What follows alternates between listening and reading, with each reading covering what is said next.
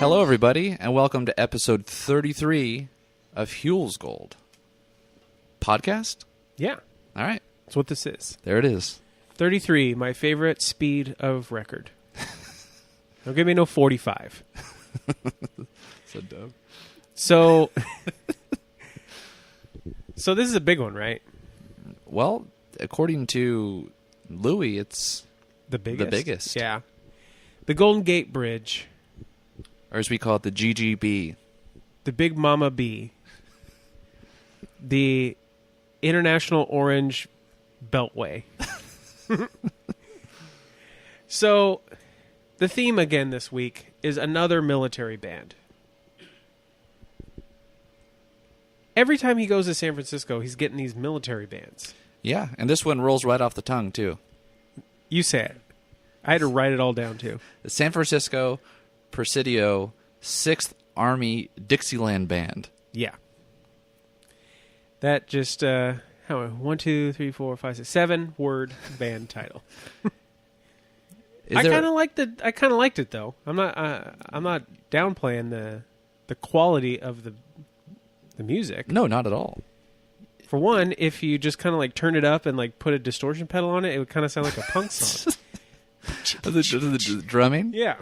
Oh, yeah. Anyway. Well, what are we going to do on this, as Huell calls it, grand old bridge? What are we going to do? Yeah, what are we going to do? We've never been on the bridge together before, so have you been on it and just strolling across? Yeah. I've only driven across it. Well, but you've been on it. Yep. Okay. Good enough. Good enough. Yeah. Well, Huell did a lot more than that. He went on it, over it, under it, around it, every which way. Yep. This is one of the deals in Louis' book when he talks about how Huell, once he wasn't constrained by, the video logs he was doing, when he let it be a 30-minute show, how he could develop a concept. Yeah. And Huell, he says this sometime within the episode, but I guess the concept for this one is he wants to see the bridge from all angles. Yeah, and he starts off like we got a cold open just like we always do, and he's like really got a system going on with these things. Have you noticed the consistent motion he does for like 20 weeks in a row? We haven't really brought this up. Walks into camera frame, rips his sunglasses off. And I don't know if he's like trying to sound more or seem more personable or like, oh, hey, I'm just walking. I have my sunglasses on because I'm outside, but I'm going to talk to you now. I'll take them off and be polite. But he's on that beach right there, overlooking the bridge. And it's pretty... You could sense his excitement right off the bat. Oh, yeah. And then we go into the theme, which you already heard, but that plays next. Did you notice anything different about it? Like any little quirks about this? The theme? Yeah. Not the music, just the video of it. Oh, the video. There's a guy who just doesn't give a care. Oh, yeah, he's just right there watching the waves crash on the... But he walked into frame. It's like, dude, we're filming some TV right now. No, but the drummer was shredding. I think that's what you like the best, right? Yeah, yeah. There's even that breakdown. Yeah. And all these guys and gals here. There's a woman clarinetist. They're like subduing their like exuberance with the music playing so hard. And then there's our guy just walking into frame. What kind of drum set is that? I don't know. Like a jazz drum set? Something. This little guy.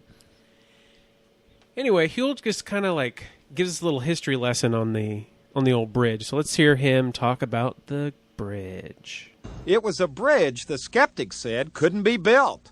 The waters were too deep, the currents too strong, the spans would have to be too long. But Chief Engineer Joseph Strauss and his hardy group of dedicated workers knew that it could be built. So construction of the Golden Gate Bridge started on January the 5th, 1933. And 4.5 years later, on May the 28th, 1937, this magnificent bridge, which cost $35 million to construct, opened to traffic in a ceremony that is still remembered by old-timers. Okay, now we're going to cross the bridge the way millions and millions and millions of people have crossed it before us. And there's the view right out there. Spectacular. Now, I'm sure the locals kind of take a ride over the bridge for granted. But for visitors, it's something special. Especially on a clear day, looking out across the bay and looking up as you drive under those giant orange towers. In fact, it was kind of hard keeping my eyes on the road. There was so much else to look at. But driving over the bridge is only one of the ways you can experience its wonders. Another way is to get out on the water and go under it by boat, which is exactly what we did next. Taking a harbor tour on the red and white ferry boat. So, Huell, that was about a minute and a quarter's worth of bridge history. Mm-hmm. Which the building of the bridge took decades to achieve. Not with the actual construction, but everything. And I know all this because I remembered that I have a book on the Golden Gate Bridge up in my library, so I went and grabbed it. And who is the author? None other than California's eminent modern historian. Rest in peace, good old Kevin Starr. Oh, really? Yeah. Okay, what'd you learn? Well, first off... I know it's an entire book, so... Yeah, I know. I didn't even finish it. I'm like 2/3 through. But basically, he starts off the clip saying the skeptics thought it couldn't be built. And really, the skeptics thought it shouldn't be built in a lot of ways, which is weird. I never would have thought that. Like, thinking now, if the Golden Gate Bridge was thrown out there to voters, like, here's the picture, here's what it looks like, do you think people would be saying no to it? I'm sure there'd be plenty who would. Right. But the reasoning was odd to me, because most people thought that the ferry system was working fine. This is back in the early 1900s. But then the population boomed up, and the ferry system, which is run by the Southern Pacific Railroad, just started screwing everything up. In the book, it said that there was like an 8-hour wait to get on the ferry on 4th of July weekend, that people were flipping. But mostly, people thought that the bridgeless Golden Gate was so perfect a geographical wonder that it shouldn't be marred. Like, do you think if San Francisco could take away their bridge, they would? I doubt it. That's interesting, though, because that's the same argument that people who want historic preservation give, right? In what that way? They don't want to change the natural or whatever the historical XYZ preference of the area. But I agree with you. I don't think people would take it away at this point because the cost has already been borne by other people. But it is interesting though. Yeah, how do you think the area? Because you lived in that area for a bit.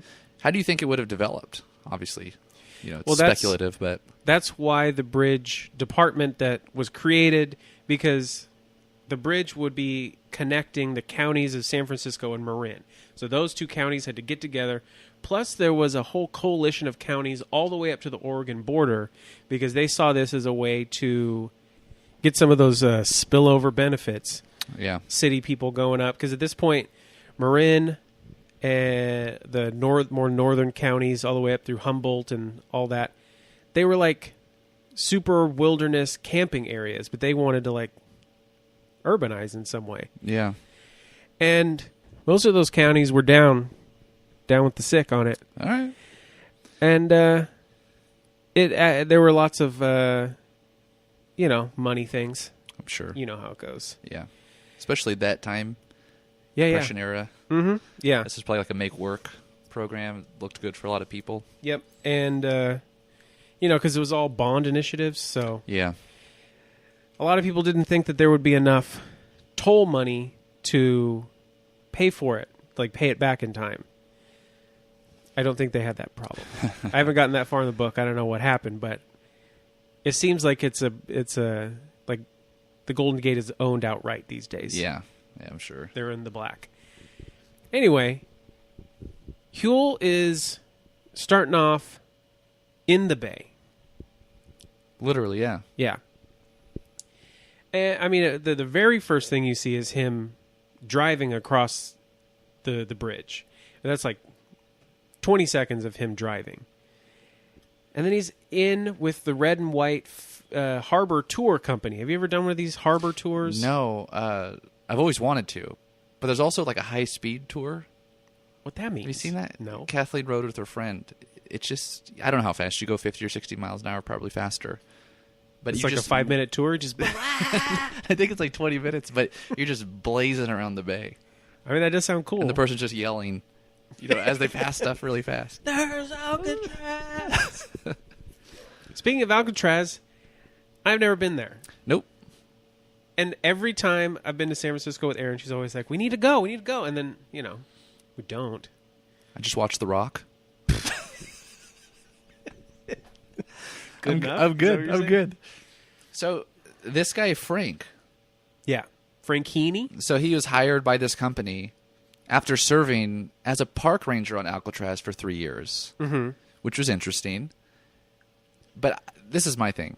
Huell missed a prime opportunity to ask the question, do you think the prisoners escaped? Do you think they made it? Uh-huh. And he didn't. It's funny because I was in a very similar situation.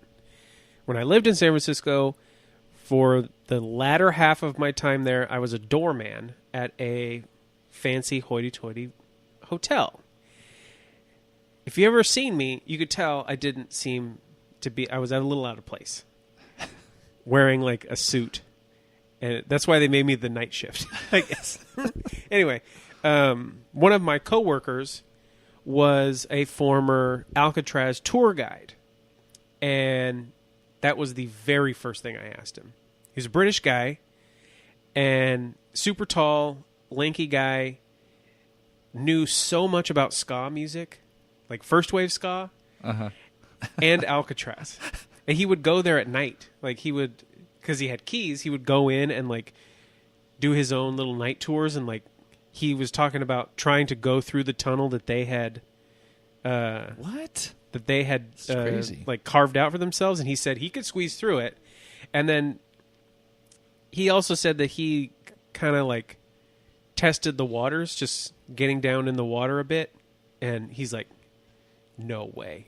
If they fell over, just instant icicle. I don't know. I like to believe that those guys made it. But this guy was out there doing his own guerrilla experiments. Just not even close. Yeah. All right, well, I just thought that this guy was pretty hyped on Alcatraz, and he probably would have entertained, some interesting questions. Did you notice that Huell he traded in his fish stick man for a blue man group jacket? It's just a blue version of that. That's funny. Like the perfect time to wear the fish stick man. He Right? doesn't bust it out. Also, I was waiting for the trench coat, the 3/4, right? Yeah. just Yeah. on the boat. Could you imagine that blowing on the top of the? Oh man! But Huell and what was his name? Frank. They kind of got a little evil laugh going on at the end there, because they're talking about how the inmates at Alcatraz, all they could do was see the bridge; they could never go on it. Frank grabs his belly. Poor old Machine Gun Kelly. Gosh. Then Huell goes in the wheelhouse with the captain. Did he say the captain's name? Nope. Yeah. My notes here: capital the captain, no name. And so it's really kind of just like whatever talk. Like there's nothing really. No, okay. This is something about captains, military personnel, firefighters, police officers, the vocabulary. Okay, communicating with the average person. And they're talking about the speed and going under the bridge and just the currents. He says, how fast are we going? He says, 7 knots. Yeah. Okay. And he said, but that depends on the tidal differential. It's like, okay. So you look it up. It's about 8 miles an hour. Mm-hmm. And you know what? The currents can be pretty strong, so it'll vary. So the thing I noticed about that interview, because I was barely able to stay awake during his talk about the speed, just kidding, Captain. Just because we're just civilians over here. Yeah. Is that the radio is blaring in the background. Yeah. And there's at one point where it gets real loud, and he reaches over and turns it down. But right before he turned it down, it sounded like whoever was on the other side is like, oh, yeah, there was a little earthquake.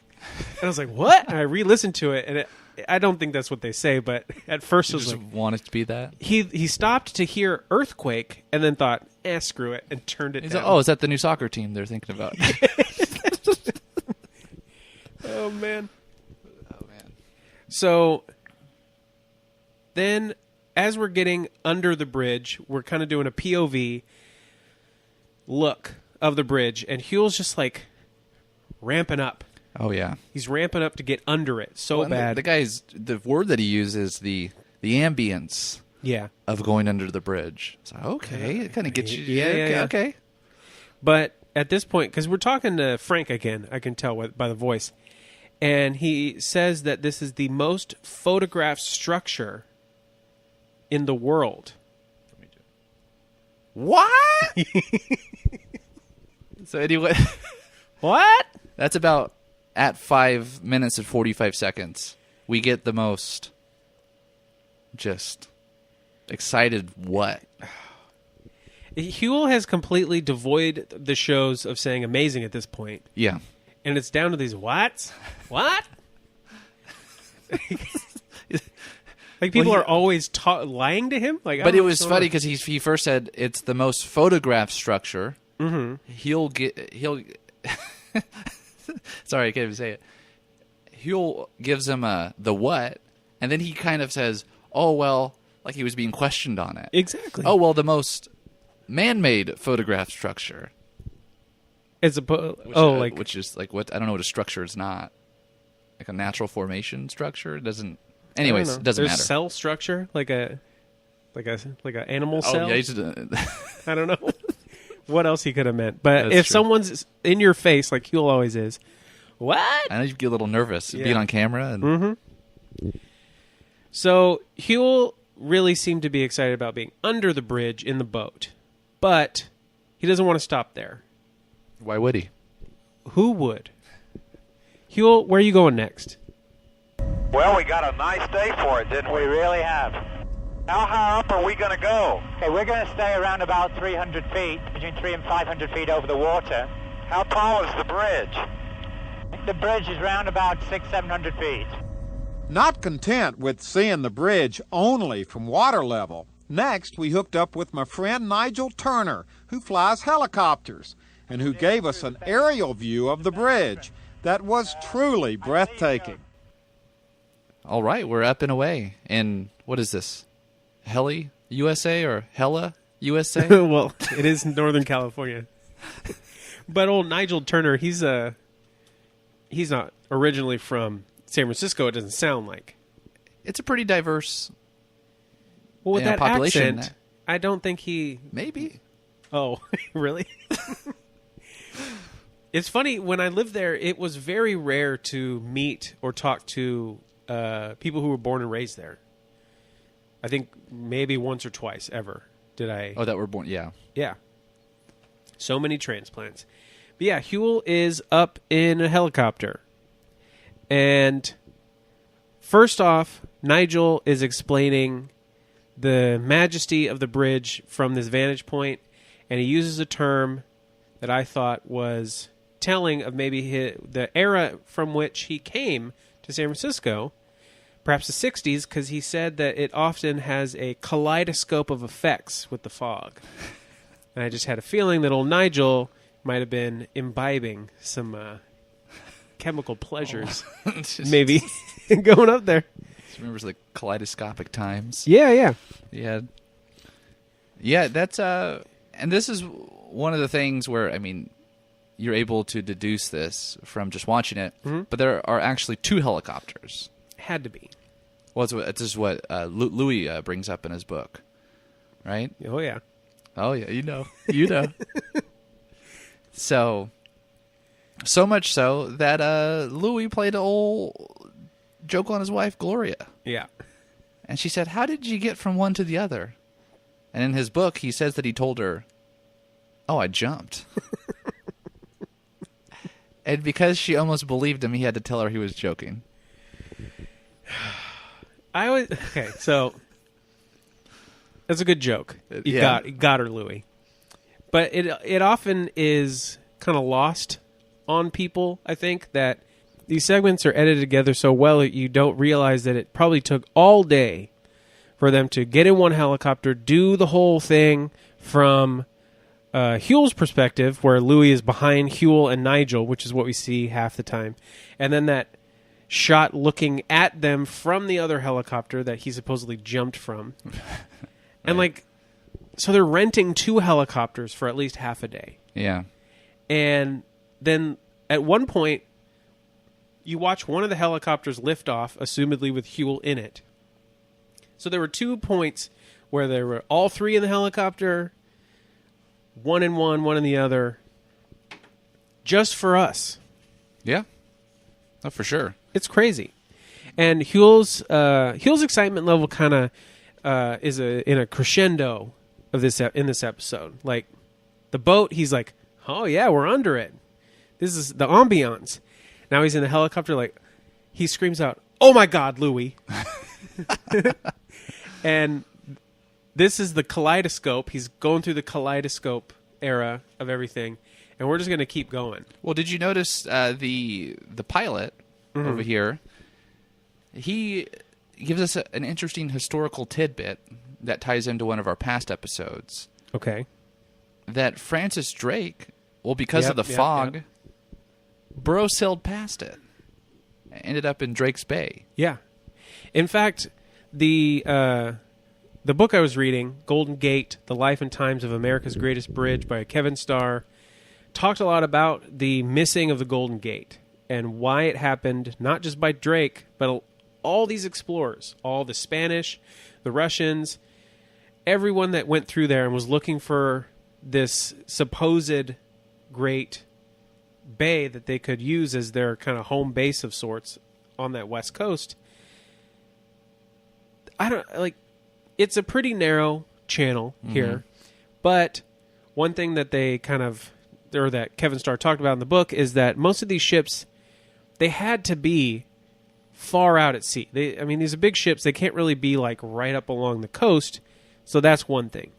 2, the way that the Marin headlands and where the Presidio now is, the way that they're kind of overlapped, if you're coming from an angle, it just looks like one solid coastline.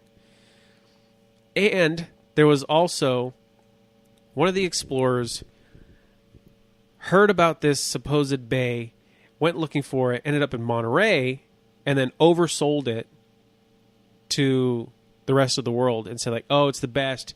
You won't believe it." And they get to Monterey and they're like, "Oh, this is okay, but whatever." Yeah. It was eventually found, obviously. Yeah. Here it is. But Nigel's getting a little crazy. He is taking Huell under the bridge in the helicopter.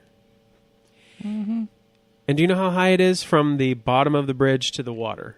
Did he say 240 feet? That's from the top of the road. Oh, no, I don't know. 220. It's not much difference.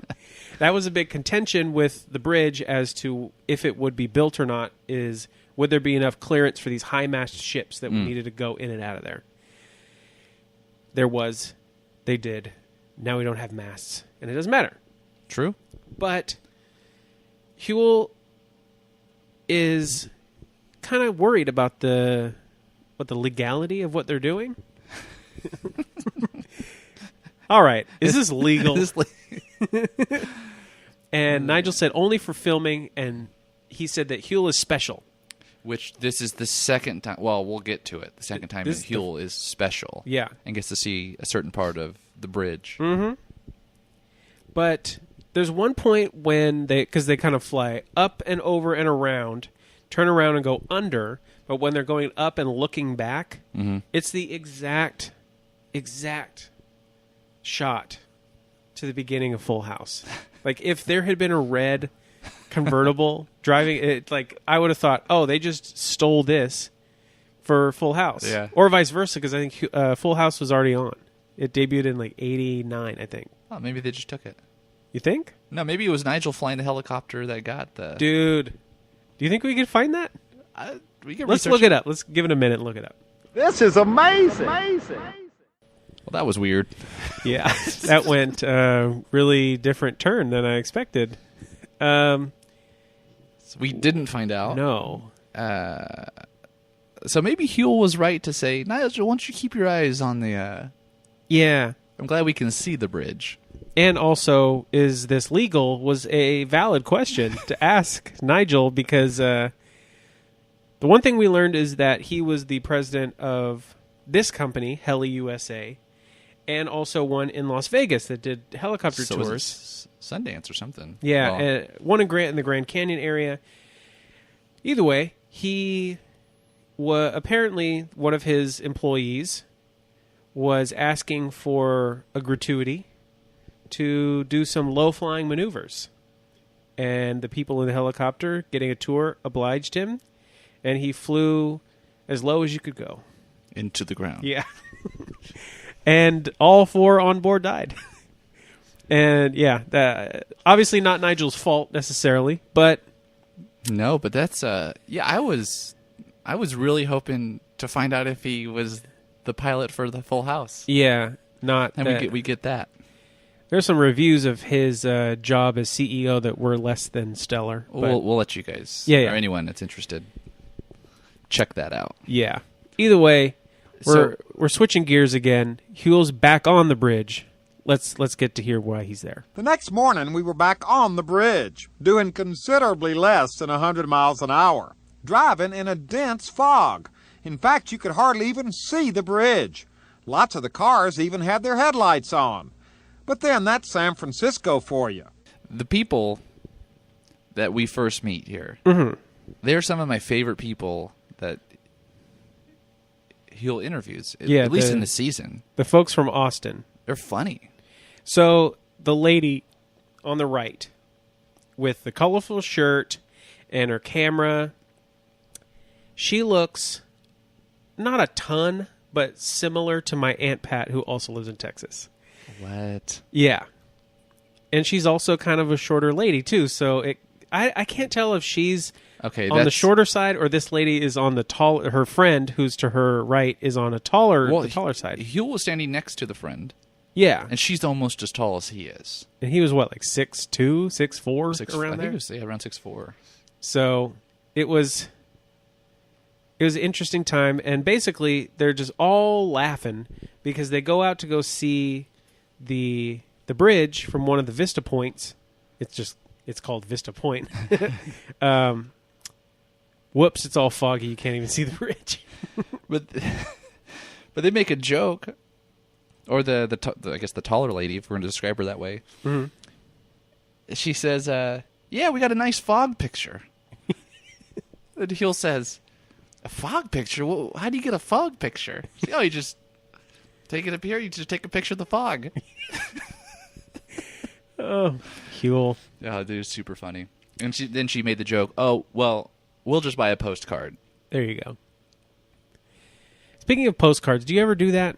Is this something you do on travel? No, but I appreciate getting them. Okay. So I probably should. Because me and Aaron really want to be postcard people, and we buy them every time and never send them. So we've bought you guys postcards a couple times, a couple different trips. Dude, come on. They're just sitting in a drawer. Whoops. Next time. Because you got to buy them, then you got to find a place for a stamp, then you got to go to the... It's a whole thing. Yep. We did it from Seattle. Never heard if the people liked him. Well, I think her mom liked him, but whatevs. Anyway, Huell comes to the other side of the bridge, back from Vista Point. He's over at Fort Point now. And this is it's an interesting couple here, no? Yeah. Well, the first thing, apparently it's the grandmother. Mm-hmm. She says, this is my grandson from Germany. Yeah. I said, oh. Get ready. Oh, okay. Yeah. I'm getting ready for this thick German accent. No, Dude, it's just dude sounds like he's guy. from Venice. Yeah. Like, oh, yeah, it's pretty cool. It's like a piece of America. What do you mean, piece of America? Well, when people think of America, they think of Statue of Liberty and the Golden Gate Bridge, which sounds kind of like simplistic, but that's totally in this Kevin Starr book, too. He says that same thing in like flowery intellectual language. That's funny. But I like that the guy, the grandson is like trying to say something else, and Huell just, oh no, we're going to go talk to this guy, and they move on to old Bike Boy. Old Mr. Transitions with a bandana. But do you know what I spied? With your little eye? With my little eye, when he turned around? He's got a fully functioning fanny going on. He got a fully functioning fanny. He also has bleached hair under that. No way. Way, dude. Okay. Okay. Two things. Just keep an eye on him. Okay. And when Huell, he does this whole, puts his hand out, this is the bridge. Yeah. There it is. We see a bit of either he's an incredibly blonde person or it's bleached. And then we see how we come to find out. Okay, let's go back real quick. Okay. Let's put it in context to how funny this interview is. It's also a 45-second interview that we're going to talk about for 10 minutes. It's okay. This is okay. Because what Huell was getting at was, what are you contemplating over here? You just come out here and you contemplate. And Huell was, I'm sure, expecting an existential and romantic response. You could definitely tell that's what he thought. Because you see the guy when he's walking up towards him and he's just gazing up. And what does he get? He gets, well, I'm just looking at the structure. I studied civil engineering. Oh, okay. And you just go up and you see it from different vantage points and you can learn more. Mm-hmm. Whatever you say, bro. He's got a surfer cut, too. You can tell because it's all shaved on the bottom, but poofy fluff on the top. Oh, yeah. No, I was hoping we could see what kind of shirt he was wearing, but we never quite get a good... Okay, this is the other thing that leads me... Did you miss this part? Yeah. The way he points at the bridge. Okay, let's try to describe this. He puts... Okay, so point at something with the rocker. Yeah. Okay? So you gotta, and just make it way more loose. Thumb comes out. It's even hard to explain. Just your middle finger. It's just a loose general direction point. Like if you're doing I'm shooting spiderwebs, I'm Spider-Man, but you only do the middle finger. Yeah, just kind of then loosely open. Put it sideways like you're pointing off in the distance. That's him. I got a good screenshot for everyone. Yeah. So you'll be able to see that. See it on Instagram. Huell really likes this guy. He can't stop smiling at him. But the guy doesn't smile back, though. No. I wonder if he's just like, this is a great interview. Yeah. He also obviously was deep in thought about the structure.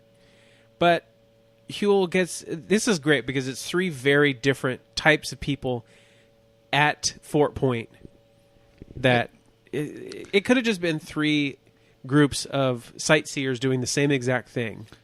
Right. Not even close. We had the sightseers, grandma, grandson, no German accent. The local who's just trying to he's doing some homework for civil engineering homework. And then these fishing fools. Yeah, which is the movie The New Guy. This is his dad. Just kidding. The actor's dad. He also looks like he could have been in the movie Repo Man. So this is a pretty straightforward interview. Mm-hmm. But there's something that he says, which I'm sure you caught this. Yeah. Well, we'll see. I guess. He tells us first about general information. This is called a potato patch because this is where rivers converge and sand settles and whatever. Okay, we get that. But what kind of answer? I think Huell asks him something about, are you going to catch some fish? Or something about the fishing. Uh-huh. And then he says, born and raised here. Yeah, I know. Just drops that. Born and raised here. And then Huell comes with the most witty question. Mm-hmm. It is so fast. It's lightning quick. He says, "You or the fish?" Well, both, I guess. I'm not even so sure. Sharks are not the type, because he mentions the type of fish that he's fishing for are striper and sharks. Both of those are migratory fish. So not true. Whatever your name is, Repo Man. Oh, that's funny. But I wish he had gone further with the interviews. It really was fun. He does do some interviewing, but not of just basic strangers. He's switching gears again. Huell, where are you going? Come on in here. Let's introduce you to some of these guys. Fellas, I'd like y'all to meet someone. This is Ed Sousa, who was one of the original workers on the bridge, one of the original steel workers, iron workers. You know, there are so many people who love the Golden Gate Bridge, like the workers who've been there over the years. So it was especially neat to watch it there in the shop as present-day workers who are keeping the bridge in shape met up with two of the original guys who built the bridge back in the 1930s. All right. So this is definitely something that Huell set up way ahead of time, like before he even left to San Francisco. This is that video log storytelling Yeah. coming through. But it's not done the same, like, kind of structured way. It seems very haphazard. Like he's just, I don't know, call up old Ed Sousa and let's just go bring him over to talk with the new workers. That's what's going on. He brings one of the original workers to talk with the current maintenance men. And it looks like these maintenance dudes had no idea what was going to happen. And they're just like, oh, I don't know, turn the machines off. We got to talk. And they're very nice to Ed, though. They are. Very Especially nice. Kerry Davis. Mm-hmm. Who I the guy think who's kind of leading. What's up? Well, he's the one who's going to lead our way into the next clip. We'll tell you about him when we get This there. is my favorite part. Is old overalls, the flannel shirt, has no interest in being in the interview. No, he's got So work to do. Reaches over, shakes the guy's hand, and goes back to work. He looks like a guy who was in maybe 3 or 4 episodes of Home Improvement. Do you remember the episode when the guys at K&B Construction come on Tool Time and play in the like all Tool rock band segment? No. No? No. Okay, he's one of the guys who's in that, and he plays the drums. Drums being upside down trash cans and saw blades as cymbals, using screwdrivers as sticks. It's silly TV That was a stuff. good one. No worse than this, though. So Huell also has Martin Adams, who's another old original worker who helped build the bridge. And it seems like Martin and Ed are two very different types of guys, and Huell's really trying to make them friends. Yeah. Because Martin's got like his fedora hat on, but like, you know, worn correctly, like he's an old newspaper editor or something.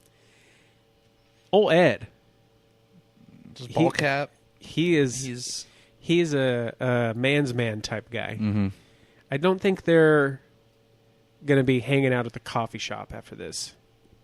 And it's kind of interesting that they both did different jobs, or as different as you can get on there. So One was a cementer, one was up on the high steel. mm-hmm.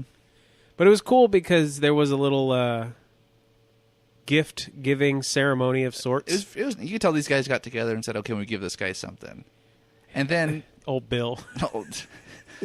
see Bill.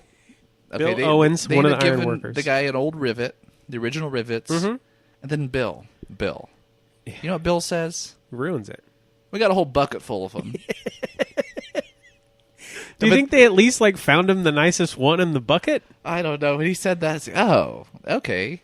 But then he goes back and he tries to redeem it by saying, you know what? This is a lost art. We wouldn't even know how to do it. I mean, we read about it in our books to make it seem like I was paying attention in my iron workers class. He's backtracking a little bit. Yeah. But it was still nice nevertheless. Yeah. And then Huell's back at the bridge. And we're outside on the bridge on foot this time. And now we're getting to the part that I got some personal history in. Okay. But let's talk about who we got first, because we got Viggo Mortensen. Oh, you mean Bud Wiley? Oh, Bud Wiley, yes. Bud Wiley is a chief bridge painter, which is funny because there's two of them. First off is Bud, and he totally looks like Viggo Mortensen today. Dude, so Kathleen, She spotted my it? wife. Oh yeah, she's well, because he's like, he looks. Dang, what actor is that? He plays like a villain sometimes, and then he's also, yeah. Anyways, and I was just throwing out. You're what I not thought. going to say his biggest role of all time? Captain Fantastic, Give me a break. Lord of the Rings. Yes. Yes, obviously. No, but yeah. So I threw it out there, a few things that I thought, and she says, "Oh yeah, that's old Vigo." Yeah. I said, "Okay." Looked it up, Aragorn, dude, son of Arathorn. King Elisar. The way that, but her memory's photographic. It's crazy. So, yeah, that's who it is. So, Bud kind of, he is talking about the bridge, and he says that there's a urban myth that the bridge, which I believed up until watching this episode, that the bridge is painted from top to bottom all the way to one end, and then they just start to the other. He's like, no, we got 5 crews. They're painting constantly. It's all piecemeal. I don't know. I always like the idea of, like, we just paint it, and then you get one day off, and then you just start again. But that's not the case. No, we get to talk to Jose and what is it, Herbert? Mm-hmm. These two guys. They're just like regular old painters. And they're filling us in that they've been working on the tower they're standing under for 9 years. Yeah. And they got a few years left. So obviously that whole idea couldn't be even feasible if they're like going from one side to the other. It would take decades. If it's taken them 8 years just to do one tower. Right. That has nothing to do with the cables, the tie What is that ropes even? and That's all like, that stuff. it's like a dozen inches a day. What's that, a foot? That be that. So here's the thing with the bridge color. A lot of people don't know that it's got a name. It's a specific color. It's called International Orange. And in the book, I just got through right before Alan showed up to do this recording. I got to the point about the color, and there was a lot of controversy as to what color it would be, as you'd expect. One of the designers thought gray. Let's do gray because the Bay Bridge is going to be gray. He obviously worked on the Bay Bridge, so he was kind of pushing for that. The Navy, who was doing a lot of shipping stuff out of there, out of the Presidio and everything, wanted yellow and black stripes to make it visible for shippers. Because that was one of the selling points of the bridge, is that, ships will be able to see this bridge from miles out, know that's where the Golden Gate is, have their straight shot, and not crash anywhere. Yeah. Cool. Plus, it's going to be lit up. That was a whole nother thing. It's going to be like a lighthouse bridge hybrid. So it would be lit and lit up. Yeah. The Air Force wanted it to be red and white so that they could see it more vividly from the air. Oh, I see. Yeah. But at this point, when the bridge is in development, they had a primer color that they had used called International Orange. And at one point, someone said, hey, that actually works really well because that color complements the greens, browns, and blues of the natural environment around. And they all looked at each other and thought, all right, there it is. Simple as that. Can you imagine if the bridge had been yellow and black striped? Just no. Dude. It would have been so crazy. What would that even look like? I don't even know. Just like, I'm not good at we black Photoshop. up. It would be gold. I don't know. Yeah. Like each of the cables is Yeah. yellow and black. That'd be crazy. Yeah. So, as I told you earlier, I worked as a doorman for the latter half of my time in San Francisco. For the first half, I worked in a hardware store in the paint department and had no idea. I applied for the job of accountant at this place, and they said, okay, you're hired. Psych, go down to the paint department. So I didn't know what I was doing. slowly learned how to do it. And one thing that I noticed people wanted was the color of the bridge, so they could, like, you know, paint little models of it or paint part of their house, part of it or something. They always wanted that color. And we said, oh, we don't know. The formula is their own. It's like the city owns it. Proprietary? Like a proprietary blend? That's what my boss told me to say to them. So, okay, whatever. Fast forward to friends visiting the bridge or the city. Take them out on the bridge. I'm out there with my roommate Eddie and some friends. And I'm telling them, oh, people always want the bridge color. I wish I could match it. Right then, I look at one of the cables, or like along the walkway, like that I could reach, and there's a huge, big chip getting ready to just peel off. I just snag that sucker, put it in my pocket, totally. The statute of limitations is over. This was like 10 years ago. But I took it back to the paint store and matched it exactly, and we had the formula. So if you go to San Francisco and you want that paint color, go to Fredrickson's Hardware off Fillmore, ask for the International Orange, tell them Chris sent you. They won't remember me. Who? But it's okay. So that's my little bit with this color. That's a good story, though. Because seriously, there were two colors that people asked for more than any other color. One was the color of the exact red color for curbs, so people wouldn't park in front of their houses. Again, we couldn't have that. It was like the Department of Transportation or something had that, but again, we matched it.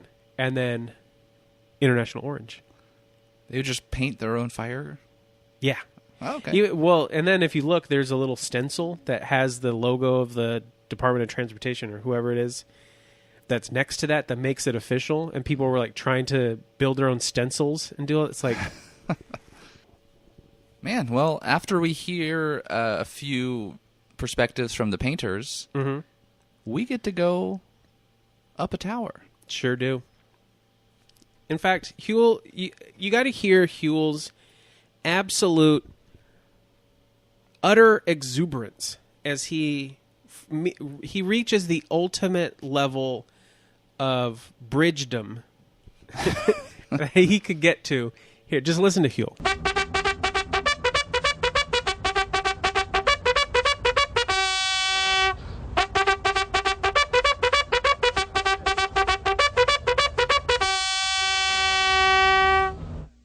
Now, to end our visit to the Golden Gate Bridge, we are going somewhere that very few people have ever been, and this is a hint right now we're showing you.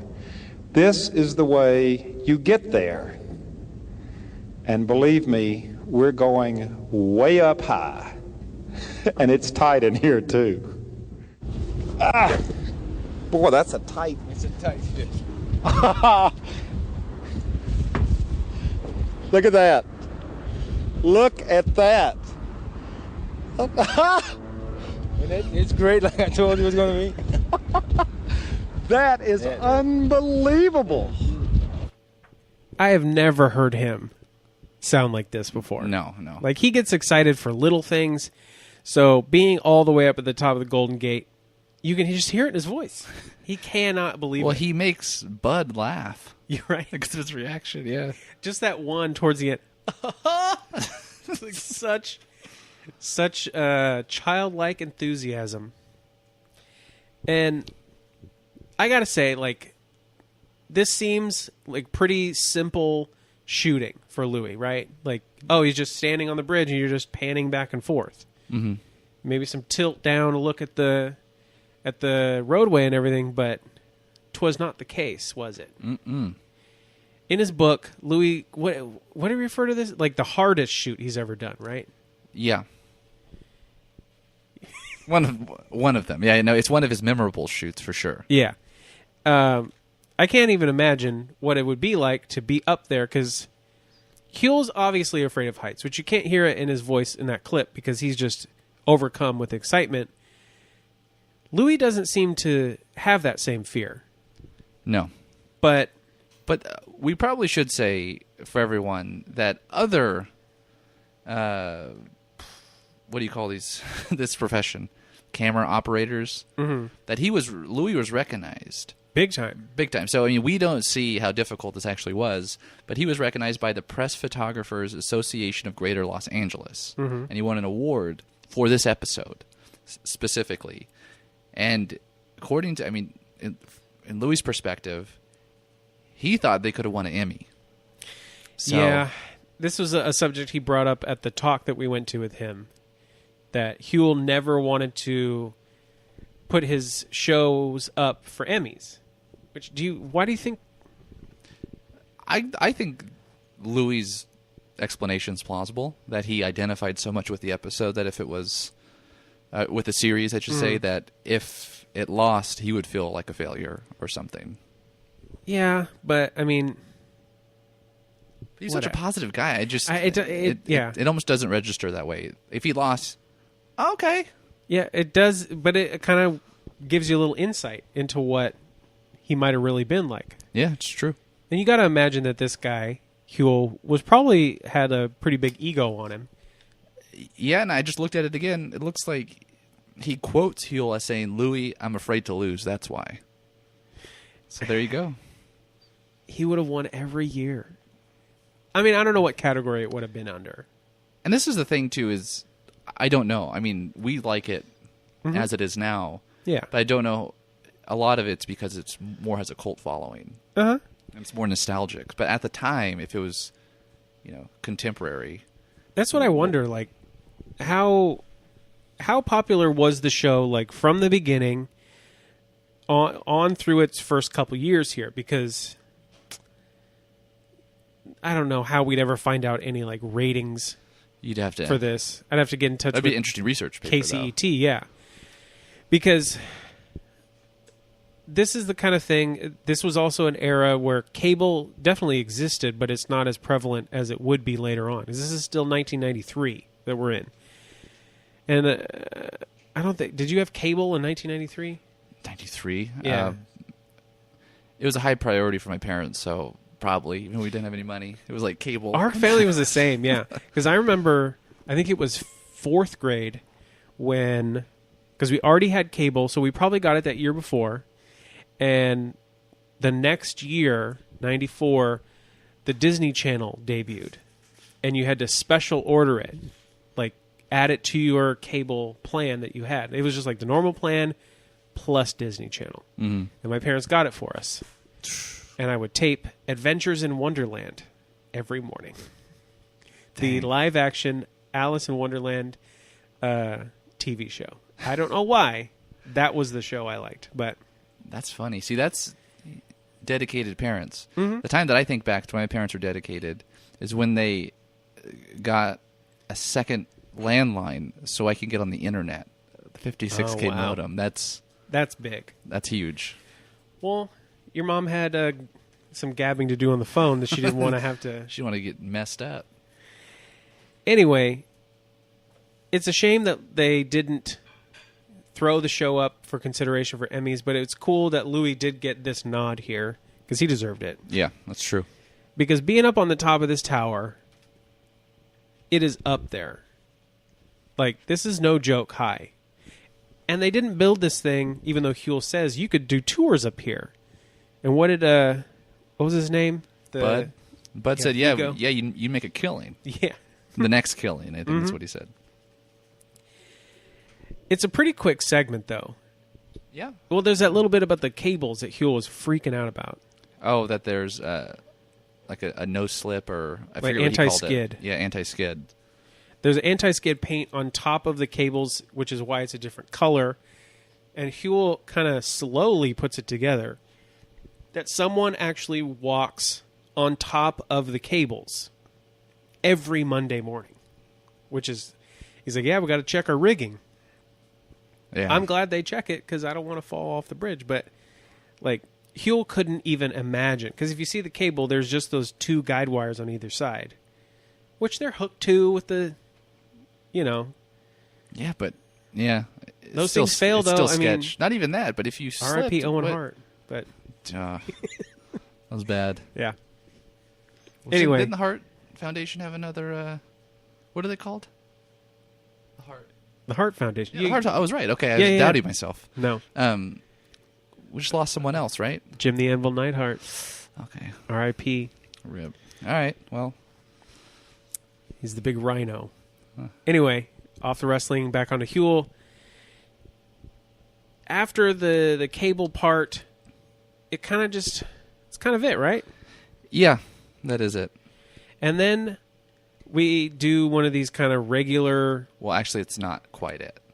Really? Yeah. What'd you write? So I'm going to go back a little bit. Okay. There, in two different interviews here, we get sort of their profound insights that I wouldn't expect from the interview. And one, when Huell is talking to Jose and Herbert, he says, "What does it make you feel like to be a part of history?" You know, or whatever he was saying. You know, something along those lines. And Herbert says, they feel proud to have. The people of the past feel proud to have built it. We feel proud to maintain it. Yeah. So okay, it's pretty good.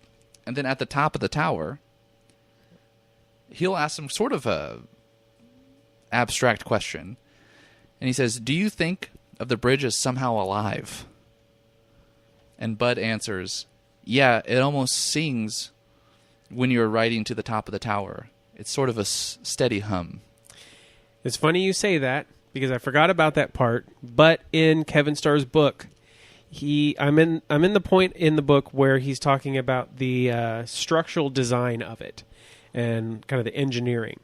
And one thing that the engineering team had to overcome is the fact that the bridge did have to move in so many different ways because it's not only on land, so it might have to move with earthquakes, but it's on water and wind, like all the forces of nature in one. And he had to come up with all the possibilities of how this thing would contrast and expand, all the different things that metal does in nature, doing math. Just he didn't have any models, he couldn't test it. He's just doing it with math. And one thing that he said that Kevin Starr said is that he had to make the bridge alive. It had to be constantly in motion. So I wonder who said it first. This book's from 2012, I think. Oh, I don't know. I don't know. I think Kevin was talking to old Bud. But that is insightful stuff. And it's also the second time up here when Huell says, "What?" So, from the insightful philosophical nature of things to, "What?" So, the ending on top of the North Tower, I think, is probably the best ending to any of the shows ever. Like, it just, you can't get any better than that. In fact, I'm looking at it now. I'm looking at Louis' book. This is from that day, isn't it? It is. The cover of his book is from the shoot down at Fort Point. And this is the same picture that's in the Huell-Hauser archive. Yep. Chapman, right? He's wearing, it's a black and white photo, but you can tell that's that blue shirt from when they were on the boat tour. Yeah, this is still such a funny picture, though. Looks like it's photoshopped. It does, but Looks like, I don't know. it's not, though, because that's Huell of that era. Yeah, for sure. I think you're right, but he just sort of looks like a... I don't know. Yeah, who knows? The proportions seem a little off. Like it's like four, you know what I mean? Like fitted into the picture. We need to ask Louis. Yeah, we do. need to get him in here. I'll call him after. Okay. Either way, Huell... So we've been talking about the whole... What is it? Like the meaning of California's gold, what it really means. And Huell's stressing it so hard up there, and he says this is a perfect example. Yep. Because all the other times he says it's a fine example. But this is a perfect example. And there's still, I'm going through all the episodes, there's still just one thing that is California's gold. And what is that? You want me to spoil it? No, right now? we'll wait. Okay. Because it's, Leave him hanging. it's a big reveal. It's true. Either way, this is a perfect example of California's gold. And do you remember the last thing he says? No, that's the last thing I wrote down. He said, "Hold on." 'Cause we're not up there with you. It's TV. Maybe he was just saying it to Louis specifically, but hold on. And then we cut to a montage of old black and white footage of the bridge being built with Louis shots from the helicopter with some classical music played over top, which I Shazammed it, and it can't figure out what it is. Maybe that was an original. I'm hoping because Original I'm piece. playing it. You're going to hear some of it. But there it is, Golden Gate Bridge. We're not straying too far from San Francisco for next week, though. Not at all. Which I don't blame them. They went up there for a long time. Where are we going? We are going to Angel Island. Yes. Did you know much, or do you know much about? I know nothing. Okay. Well, I won't say nothing, but pretty close. Mm-hmm. I mean, I've seen this episode already, so I know what it has to offer. But it really is going to be a thing that's going to make you want to do some extra research, I think. All right. But we'll get there next week. But for this week, we just hope that you come along with us every week as we continue our search for Huell.